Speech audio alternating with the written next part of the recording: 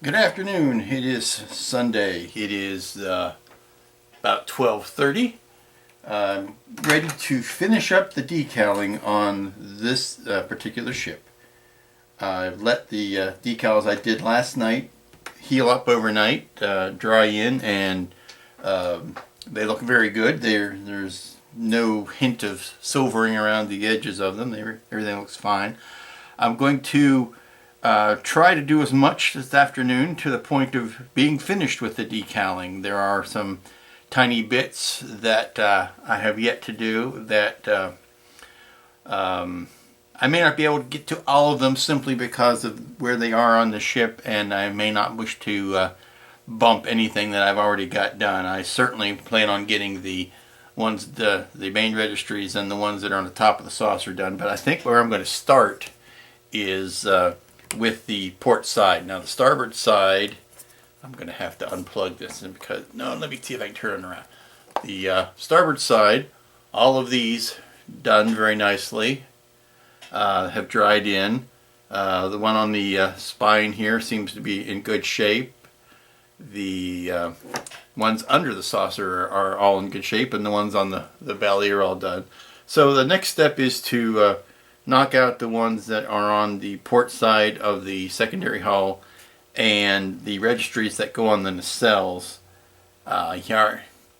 here and here. Ones that go on the nacelles, these ones notably, and then all I'll have left is what is on the top of the saucer, which includes the red ones that I'm not wild about and this gray pinstripe. May not get to the pylon fronts and backs today. Those might be their own animal. But let's get started. On this registry for the starboard nacelle, it's very easy to place this one. I'm not using the one that has the stripe already built into it, but it's simply a question of centering the second C over this and then being parallel to this line. I took a lot of care when I was putting this gray stripe down in the first place to make sure that it was straight and level, so that when it came time for the decal, all I'd have to do would be to line it up against that. So that's the next step. Here are the results. Now the gray line going through the C is a lot fatter on my painting than the kit decal, but it is still lined up or centered on that C, and the line is parallel to the painted gray line. So that pretty much finishes all of the decals that are going on the, let me zoom out, that are going on the starboard side of the ship. So now I can flip the thing over, careful not to bump that while I am doing the port side decals. Here are the remaining decals I have yet to put on the ship. These guys go on the port side, the neck, the pennant, the airlock, and the pennant for the nacelle. This is what goes behind the shuttlecraft bay. And lastly, these are what go on the top of the saucer that I have not gotten put on yet. That is the details behind the bridge, the egregious red line, that gray pinstripe, and the main registry. So I'm going to tackle the port side decals first, put on the shuttlecraft bay, or the hangar deck registry, and the port side nacelle, so that all can be drying and separate and kept away from me while I do what's on the top of the saucer. Welcome back. It's a few minutes later. Everything is done now except the top saucer. I've got the port registry in. I've got the wee so tiny decals under the shuttle bay. See if I can get a focus on that. There you go. Got those in. Got the port pennant, port neck, port lifeboat, or docking port. All that's in. So now all that's left is the top of the saucer, and everything else can be out and away from my meddling big meaty fingers. So let's tackle this. And I think it would be best to work from the center out. And you can zoom back out. Hold on. Yeah, zoom back out. Work from the center out, which means the first thing that we're going to do is, well, I'll tell you what, center out to a point. Center out as far as the red stripes and then the gray pinstripe and then the main registries. But after the main after all that is done, I will go back in and put these ones that go behind the bridge in. I don't have to do those right now. Let me do the red stripes first, and I think the best way to tackle that red stripe is to start at the back. We've got 2 points that are important where they meet up. The first important thing is this this jog in it, where it goes from more or less straight back to jogging around, and that has to line up pretty much with that joint there. What we're going to end up with is excess on the front and the back. That was my experience the last time.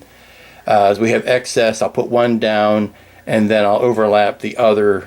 In the front it actually overlaps a bit, but in the back I just have to trim that off. So let's start by putting that first one down. Now it needs to ride just above that gray painted area. Just above that gray painted area is where the red stripe lands. Now you'll notice there are 2 fiber optics in the way. I think I'm going to cover those over and then trim them out. I don't think I want to try to skirting it below those or above those, so it's going to have to go straight through there. So I'll probably just end up putting them there and then trimming them out. Wish me luck. Here you can see what I was talking about. The red line overlaps, or is way too long back here. Let me get a better pointing.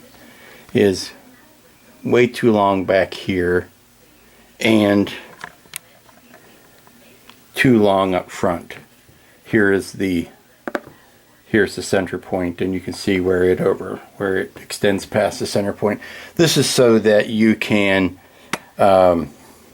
fit it where it needs to go and trim it off where.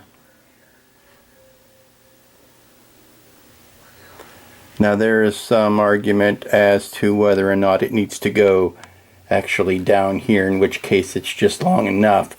But from what I can see from renders and whatnot, not only should this be 2 darker maroon lines instead of 1 fat red line, although the fat red line does have its place in the design in the history. I mean, the TOS Enterprise has plenty of red pinstripes on it. I get that they were trying to emulate that with this, but it is not, as far as I can tell. I don't have any special insight to any renders more than what's already out there, but from what I can tell, that should have been a finer, deep, two pinstripes, 2 finer lines that were a deeper red. But I'm making the best of what has been given. So what I'm going to let that do is actually dry in a little bit so that it'll be easier to trim out those 2 fiber optics without ripping up the rest of it. The longer it's dried, the more I could just let that sit and then chip off the two bits later. So I'm going to tackle the other side now. And the red stripe is on. That was not nearly as painful as I was anticipating. I've trimmed off the 2 back sides, and it's overlapping in the front. And it is sitting on top of those fiber optics. Now I did put a tiny drop of Solvacet, thank you, over top of just the area where those fiber optics are, so that they get good and snug in and around there. So when I go to trim, that little spot in the center won't want to jump off with the rest of it. But everything else is in position there. So now the next thing to do is the gray pinstripe that goes on the second grid circle. Not this one, but this one. It goes around the second grid circle. That's next. Working on the gray pinstripe. Now, in the great scoreboard of life, you don't get points for putting this all on in one piece. If cutting it into two pieces will make it easier to handle, then by all means cut it into two pieces. The great thing about this gray pinstripe is that it follows a very well defined arc. It follows the second grid line here. So all you need to do, start it at the back, line it up, just noodle it into place with a toothpick as you go, and work it around. Now you can see I didn't quite cut it in half. The other half will start there and continue the rest of the way. I am balancing it on the just this side of that line, just on the outside. And the reason I did that is because I was running into those little protrusions there, and I wanted to make sure it was on the outboard side of those protrusions. So that's what dictated the ultimate placement on it. And I've been, noodling with this for 5 or 10 minutes here, keeping it wet if I need to keep it in place, trying not to let coffee nerves jerk it out of place. But now I'll line up and do the second half. Okay, it's time for a little bit of truth in advertising. I miscalculated a little bit, but I'm going to show you how to fix it. I started back here with the first stripe, started back there, worked my way around, started back here, worked my way around. Somehow I have come up with a gap there in the center where those two decals are not quite matching. Luckily, there's a bunch of gray stripes on this decal sheet that are the exact same color that I did not use because I painted them on, and the ones that come closest are the ones from around the registry numbers that I did not use. So I cut that piece out. I've got it right here. I am going to trim that line a little bit narrower and patch it in place. And here is the repaired decal. You may be able to spot, if you have supervision, where the patch is. Once everything dries in and sets in, I don't think the average Joe would be able to do that. So what is left? The big registries, the big showy part. Sometimes, well, most of the time, I start with the big showy registries because that's just what I want to see on there. But this time I was saving it to have the rest of the ship done before I christened it with the name and the number. And right now I'm going to put those on, not as the last, because I have some of these details up here that need to be the last. But I'm going to put these registries on and really give it a finishing touch. And we'll be ready to button this boy up. Okay, the big moment is here. Luckily, the wonderful grid lines, I love you grid lines, make the name a snap to line up. It is T in the center, U and E touching the grid line, and we know that that's nice and centered. Now we've got the big numbers. The big numbers, of course, the center point is right at the front of the hyphen. It splits, the number splits that radial grid line and let's go. Okay, we're back. Time to put the big number on. Big number comes out of the water. And this is the same basic procedure I was doing for all the decaling that you didn't see. I wet the surface where it's going to go with my plain old water. Big decal. Slide it off the paper a little bit below where it's going to end up going, and push it up into place. And then pull the paper out from underneath it. Now, because this is such a big decal, it commands more time and attention, not only because of the size of the decal, but because of the importance of the decal. I don't think we can stress that enough. I am fishing this around. Again, the hyphen is on that grid line, almost to the exact center. This hyphen, this spot right there where the hyphen is. Not the outline of the hyphen, the actual hyphen. Now, if you flatten out the decal, it will conform itself to the shape that it needs to be. And I'm going to put some, once I get all the water squeegeed out, I'm going to put some Solvaset on it so that it does seep down into those grid lines. But right now I'm just kind of mopping out with a wet Q-tip. Careful not to let any hairs get stuck under the decal. Had that happen to me once, it was not pleasurable. And dry off some of these other ones. Let me get a dry, here's a dry Q-tip to get rid of some of this excess water. Okay, now I'm just blotting and looking to see how everything is laying down. Now here we've got the number being split by this grid line. We've got a space about the head, about the width of the head of a Q-tip between the 1 and that grid line, and that's equal to the space between the grid line and the N on this side, so we know that it's centered this way. It is coming down midpoint through the O and through the C's and through the C's and through the N, so that we know it is coming, it is centered that way.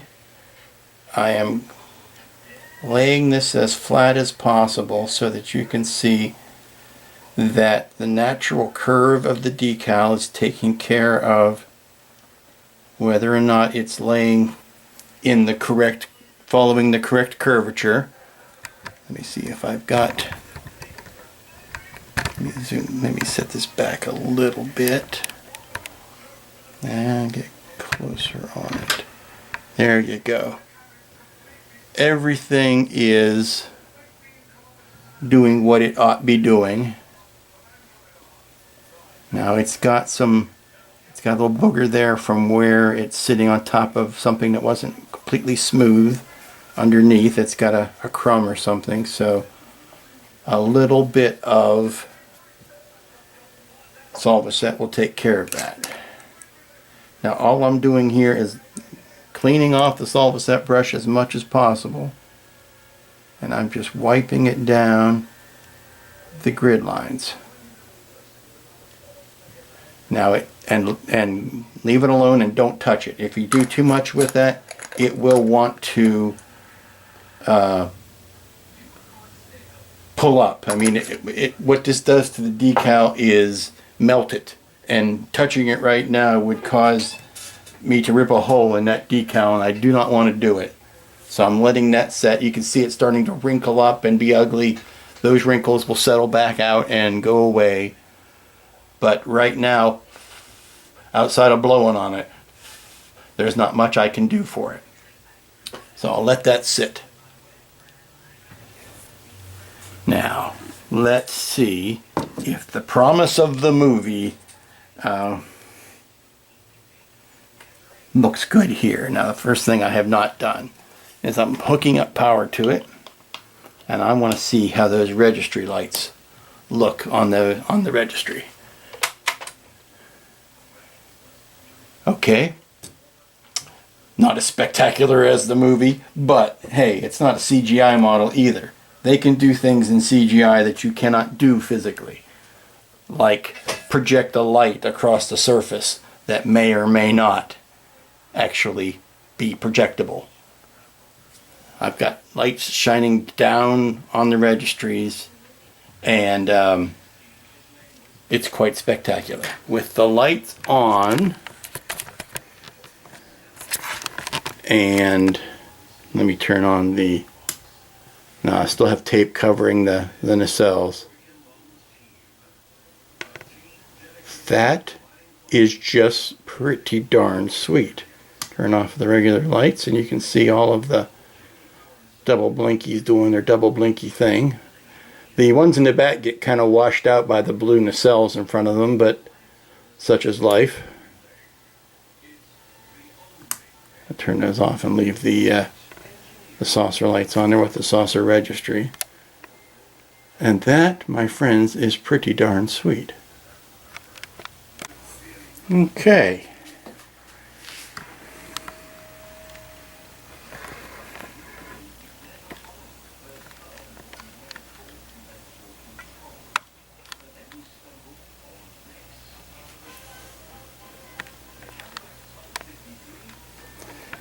I have 2 or 3 tiny decals behind the bridge to put on, and then I will let this sit for a day or so, probably at least until after work tomorrow night, and then put another coat of clear, a coat of clear finish over it to seal in the decals, and let that dry at least overnight. So Tuesday, on the day that I am going to be watching Into Darkness on its release, I will be finishing this ship at the same time. Tuesday after work, I should be able to put the dull coat on it, and this will be a done ship.